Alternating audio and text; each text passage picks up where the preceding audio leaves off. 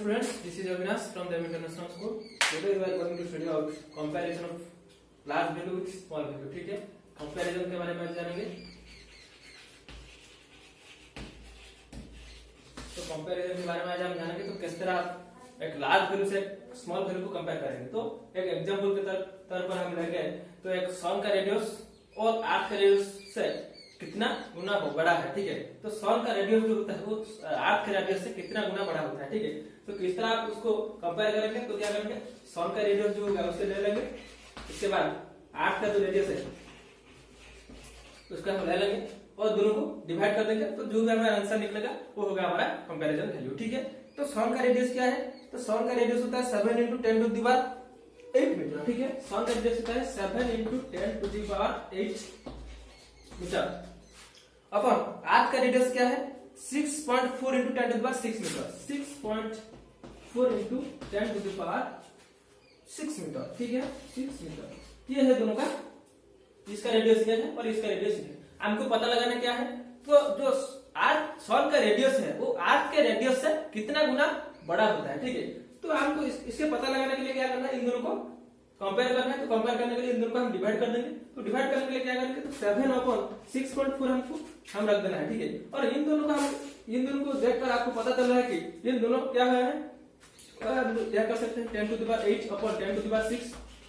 ठीक है, कुछ नहीं बदला है, सिर्फ इन दोनों को अलग कर दिया है. अगर फिर हम मल्टीप्लाई करेंगे तो न्यूमरेटर से न्यूमरेटर को मल्टीप्लाई कर देंगे जो ऊपर है और जो डिनोमिनेटर से डिनोमिनेटर को मल्टीप्लाई कर देंगे नीचे है. ठीक है, तो क्या करना है, तो 6/6.4 हो गया. उसके बाद ये जो दोनों है इन दोनों का डिनोमिनेटर जो एक्सपोनेंट है, इन दोनों का एक्सपोनेंट सेम है और दोनों क्या हो रहा है, डिवाइड कर रहा है. तो क्या करना है, एक्सपोनेंट जो पावर होगा उन दोनों को हमको सबट्रैक्ट करना है. ठीक है, तो 10 हो गया और हमको क्या करना है 8 से 6 को सबट्रैक्ट करना है. तो हमने बताया था अगर क्या होगा, एक्सपोनेंट दोनों सेम हो गए और दोनों डिवाइड होकर रहते हैं. ठीक है, तो क्या करना है, एक्सपोनेंट एक ही रहेगा और पावर को हमको क्या कर देना है, सब्ट्रैक्ट कर देना है. तो ठीक उसी तरह से इन दोनों का जो एक्सपोनेंट है सेम है और जो पावर होगा उनको हमको क्या करना है, सब्ट्रैक्ट कर देना है. ठीक है, तो पहले इसको करते हैं, उसके बाद 7/6.4 ये हो गया और इनको 8 से 6 सब्ट्रैक्ट करेंगे तो क्या हो गया 10⁻² हो गया. ठीक है, अब हम देखते हैं इनको हम कुछ और कर सकते हैं क्या. तो 7 अपन ये जो 6.4 है इससे हम अगर क्या करना है, इससे हम जो डेसिमल है इसे हम जो फ्रैक्शन में कन्वर्ट करेंगे तो क्या होगा 64/10. ठीक है, ये हमारा डिवीजन है 64/10 हो गया और इंटू 10⁻² था ये रह गया. समझ में आ रहा है. ठीक है, उसके बाद क्या करना है, तो हो गया 7. ये जो डिवीजन है इसे हम अगर मल्टीप्लाई करेंगे तो क्या होगा 64/10 था, ये हो गया 10/64 हो जाएगा. ठीक है, जानते हैं डिवीजन को अगर मल्टीप्लिकेशन में कन्वर्ट करेंगे तो उसका रेसिप्रोकल मल्टीप्लाई करेंगे. उसके बाद कौन सा 10⁻² था ये रह गया. ठीक है, अब क्या करना है 7 से 64 को मल्टीप्लाई कर देंगे तो क्या निकलेगा हमारा, 7 से अगर 64 को मल्टीप्लाई करेंगे तो क्या होगा, या फिर इस तरह आप कर सकते हैं 7 को 64 से मल्टीप्लाई नहीं करके 7 × 64 रहता है. ठीक है, तो 10⁻² मतलब 100 से अगर हम 10 का मल्टीप्लाई 1000 से 7 का मल्टीप्लाई लेंगे तो 7000. तो 7000 से हम 64 को डिवाइड कर देंगे तो ये हमको आसान होगा. ठीक है, तो 7000 को 64 से हम अगर डिवाइड करेंगे तो आंसर आएगा हमारा 109 के आसपास. ठीक है, 109 के आसपास हमको आ जाएगा. ठीक है, इस तरह आपको करना है.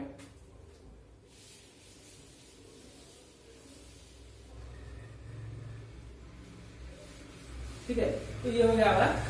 इस तरह आप किसी बड़े वैल्यू को छोटे वैल्यू से कंपेयर कर सकते हैं. ठीक है, बड़े वैल्यू को ऊपर ले लीजिए और जो छोटा वैल्यू से नीचे ले लीजिए और उसके बाद आपको क्या करना है, उसको कंपेयर करना है.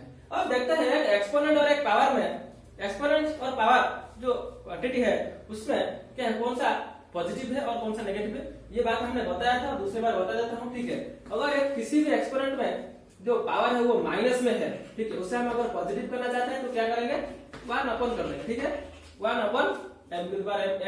हो जाएगा, वो जो नेगेटिव था पॉजिटिव हो जाएगा. या फिर अगर ये इस तरह होगा 1/m होगा, इसे हम पॉजिटिव करेंगे तो कैसे करेंगे m कर देंगे. ठीक है, इस तरह हम किसी भी negative power positive pay convert कर सकते हैं. या फिर अगर किसी फ्रैक्शन का पावर होगा a/b टू द पावर हमको माइनस दिया हुआ है, पावर माइनस m है, अगर हम इसको पॉजिटिव करना चाहते हैं तो क्या करना है, इसको उलट देंगे, ठीक है। तो b अपॉन है जो है और पावर जो है वो m हो जाएगा, ठीक है। इस तरह आपको कर सकते हैं, हमने इसको आपको सिखाया था, ठीक है। अगर आपको दिया हुआ है कुछ नंबर दिया हुआ है, उसमें कौन सा पॉजिटिव है और कौन सा नेगेटिव है आपको बताना है। तो आपको दिया हुआ है 1/3 टू द पावर -7 दिया, इसे हम अगर पॉजिटिव करेंगे तो किस तरह पॉजिटिव होगा, ये हो गया 3 टू द पावर 7 पॉजिटिव है, ठीक है ना, पॉजिटिव है। तो और दिया हुआ है 4/5 टू द पावर -2, इसको आपको क्या करना है, पॉजिटिव करना है। तो किस तरह पॉजिटिव करेंगे, 4/5 है तो 5/4 हो गया और ये हो गया पावर जो है पॉजिटिव हो गया। इस तरह आप पॉजिटिव कर सकते हैं, ठीक है, समझ में आ गया, ये सब पॉजिटिव होता है। लेकिन इसका जो वैल्यू आएगा पॉजिटिव में आएगा, लेकिन कुछ नंबर ऐसे हैं जो उसका वैल्यू पॉजिटिव नहीं आएगा, नेगेटिव आएगा, ठीक है। तो अगर हमको पास है 3/7 -3/7 टू द पावर -5 है, तो इसका जो वैल्यू निकलेगा वो पॉजिटिव आएगा या फिर नेगेटिव आएगा। तो किस तरह हम जानेंगे इसका वैल्यू जो पॉजिटिव आएगा नेगेटिव आएगा, इसे अगर हम पॉजिटिव करना चाहते हैं, ठीक है, इसे हम अगर पॉजिटिव करना चाहते हैं तो क्या करेंगे, 3/7 है तो -7/3 कर देंगे, इसे उलट देंगे और क्या होगा, जो पावर है वो क्या होगा, पॉजिटिव हो गया। लेकिन इसको अगर हम 5 टाइम्स मल्टीप्लाई करेंगे तो आंसर क्या पॉजिटिव में आएगा, नहीं, नेगेटिव आएगा, क्योंकि अगर माइनस को हम और बार मल्टीप्लाई कर रहे हैं, ठीक है, माइनस को अगर हम और बार मल्टीप्लाई कर रहे हैं, और टाइम्स मल्टीप्लाई कर रहे हैं, तो 5 है और नंबर है, तो अगर इसे और टाइम मल्टीप्लाई करेंगे तो आंसर जो आएगा वो नेगेटिव में आएगा, ठीक है। तो इसका जो वैल्यू आएगा वो नेगेटिव आएगा, पॉजिटिव नहीं आएगा, समझ में आ रहा है ना। इसका वैल्यू नेगेटिव में क्यों आएगा, क्योंकि ये माइनस है, माइनस को हम क्या कर रहे हैं, 5 टाइम्स मल्टीप्लाई करेंगे, तो 5 टाइम्स मल्टीप्लाई करेंगे मतलब इसे और टाइम मल्टीप्लाई करेंगे, तो अगर और टाइम मल्टीप्लाई करेंगे तो जो आंसर निकलेगा वो कभी पॉजिटिव में नहीं आएगा, नेगेटिव में आएगा, ठीक है। अगर माइनस को, ठीक है, अगर हम माइनस को और टाइम्स मल्टीप्लाई कर रहे हैं वो आंसर नेगेटिव में आएगा, अगर माइनस को हम इवन टाइम मल्टीप्लाई करेंगे तो आंसर पॉजिटिव में आ जाएगा, ठीक है, समझ में आ रहा है। हमारे पास एक और एग्जांपल है -20/-3 है, इसका जो वैल्यू है वो पॉजिटिव आएगा या फिर नेगेटिव आएगा, तो वैल्यू जो है क्या भी आएगा देखते हैं। तो इससे हम अगर यह इसको पॉजिटिव कर देते हैं, किस तरह पॉजिटिव करेंगे, तो -1/-20 हो गया, सिर्फ इसको रेसिप्रोकल करना है और ये जो पावर है वो माइनस था वो प्लस हो गया, ठीक है। तो उसके बाद क्या करना है, इसको हम मल्टीप्लाई करेंगे कितने बार, 3 बार मल्टीप्लाई, तो 3 क्या है, इवन है पर ऑड है, ये हो गया और नंबर, तो और टाइम से इसको मल्टीप्लाई करेंगे तो आंसर जो आएगा वो नेगेटिव में आएगा, तो ये नेगेटिव क्वांटिटी हो गया, ठीक है। इस तरह आपको कुछ नंबर दिया होगा एक्सरसाइज में, आपको कौन सा नेगेटिव है और कौन सा पॉजिटिव है आपको पहचानना है, ठीक है। तो नेगेटिव पॉजिटिव पहचानने के लिए क्या करना है, आपको जो पावर है वो पावर को आपको क्या करना है, पॉजिटिव कर देना है, और जो क्वांटिटी है, जो एक्सपोनेंट होगा, एक्सपोनेंट को आपको देखना है, ठीक है। अगर एक्सपोनेंट नेगेटिव है, ठीक है, अगर एक्सपोनेंट नेगेटिव है और पावर इवन नंबर है तो क्या होगा, आंसर पॉजिटिव में आएगा।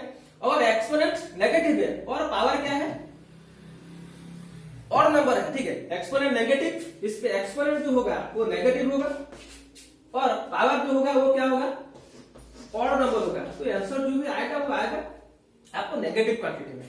अगर एक्सपोनेंट पॉजिटिव होगा और जो पावर है वो इवन है, ठीक है, नेगेटिव है, एक्सपोनेंट नेगेटिव है लेकिन जो पावर है वो इवन नंबर है, तो आंसर पॉजिटिव में ही आएगा, ठीक है। ये हो गया एक्सपोनेंट नेगेटिव होगा, इवन है और फिर क्या होगा आपको पता चल रहा है। अगर एक्सपोनेंट पॉजिटिव है तो इवन हो या फिर और हो, हमारा आंसर जो आएगा वो पॉजिटिव में ही आएगा, ठीक है। एक्सपोनेंट अगर पॉजिटिव हो, एक्सपोनेंट अगर पॉजिटिव हो तो यह फिर इवन हो या फिर और है, ठीक है, जो है आंसर पॉजिटिव में ही आएगा, समझ में आ रहा है। यहाँ पर अगर नेगेटिव हो गया, नेगेटिव एक्सपोनेंट है, इवन हो, अगर इवन होगा तो पॉजिटिव, अगर ऑड होगा तो नेगेटिव। अगर ये नेगेटिव क्वांटिटी है और पॉजिटिव है तो पॉजिटिव में वैल्यू आएगा, समझ में आ रहा है किस तरह आपको नेगेटिव पॉजिटिव पहचानना है। ये हो गया। और एक बात बता रहा हूं, कुछ अगर कोई भी एक्सपोनेंट है और इसका पावर क्या है 0 है तो उसका वैल्यू क्या है 1 होगा, ठीक है। कुछ भी एक्सपोनेंट कुछ भी हो सकता है, 1000 हो, 2000 हो, 5000 हो, 15000 हो, जितने हजार हो, इसका अगर पावर 0 है तो वैल्यू क्या है 1 है, ठीक है, समझ में आ रहा है। ये हो गया, इतने ही है आपके एक्सपोनेंट और पावर, ठीक है।